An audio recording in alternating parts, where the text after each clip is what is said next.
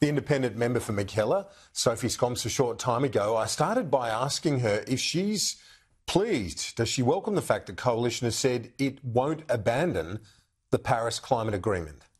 Yes, we absolutely need to stay committed to the Paris Agreement. Our integrity would be out the window if we were to renege on that. But there's a real difference between, I think, what the coalition is committing to, which is net zero by 2050, and what we need to do this decade. We absolutely know that the crucial time for action is in this decade, before 2030. So we need to put our foot on the accelerator and be acting right now to reduce our emissions now, not after 2040, not near 2050. That is way too late for both saving our climate and also for Australia. We will have missed the opportunity to become a renewable energy superpower. If we want to become a superpower, the time is now. We need to put the investment in now. We need long-term certainty. The Coalition argues there's no point having a target if it's not going to be met. They say the government's current trajectory won't meet its 43% target, so they're just being transparent about it. What do you say to that?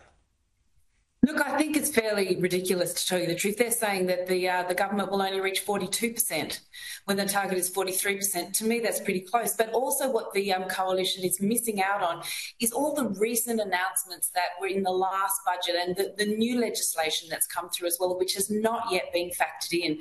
So I think it's too early to say they're not going to reach their target. We've seen the vehicle efficiency standards being passed through the parliament. That's been worked on for a lot of time, and I think many Australians welcome that. And we also see in the budget there were huge announcements for investments into green metal, green hydrogen, green metals, investment into those sectors. So we have a long way to go. But yes, there's these new announcements that will get us there, I believe. I know it was a long weekend, but I wonder, did you pick up any feedback from your constituents on the northern beaches of Sydney? Well, it was a long weekend, but I was out and about, and I think the feedback is what we want here in this electorate and across Australia is certainty. We want bipartisanship. We don't want the climate wars to reignite. We want vision. The world is absolutely in an era of change right now. We need to come together constructively to be able to face that. And I think what the coalition is doing, what Dutton is doing, is irresponsible and destructive. We've even had the large energy companies coming out saying we need long-term certainty. Business needs certainty. They need to be able to make those investment decisions. And this flip-flopping, this backward-looking, this backstepping is not the way to go for our economy or the future of Australia. Some have said that the coalition has given up on the Teal seats given this approach. Is that your sense of things?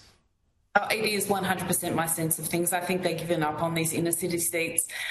We know that from listening to people felt very strongly that we needed good action on climate change. We need strong action on climate change and strong leadership. This is a backward step. This is a wedge to try and win, I think, the outer urban and other seats. But I think they have abandoned these inner city seats.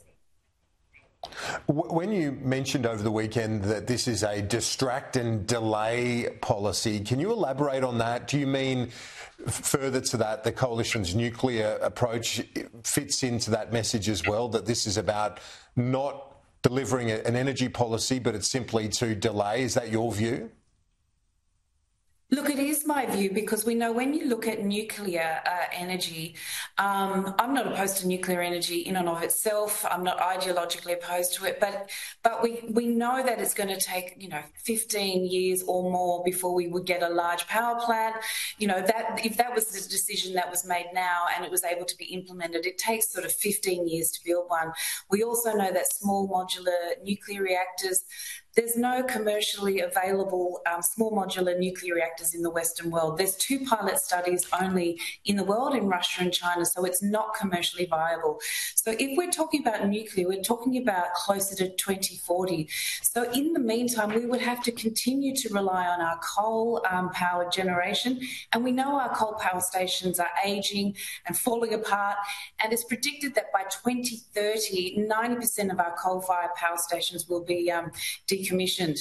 And currently they supply 50% of our energy. So it would mean an increase in cost for taxpayers because we would need to subsidise these coal-fired power stations to stay active, and that costs a lot of money. We've seen with Eraring in New South Wales, it's going to cost $250 million a year for the New South Wales government to keep that open.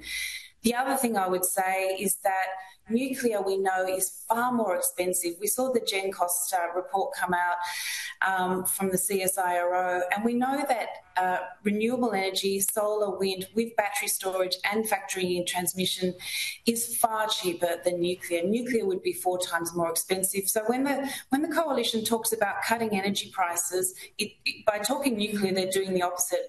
By talking about doing reliability for the grid, again, it'll make us reliant on these old, ageing coal-fired power stations, which again will not enhance the reliability of our grid. Member for Mackellar, Independent MP Sophie Scamps, thanks for your time. Thank you. Thanks so much.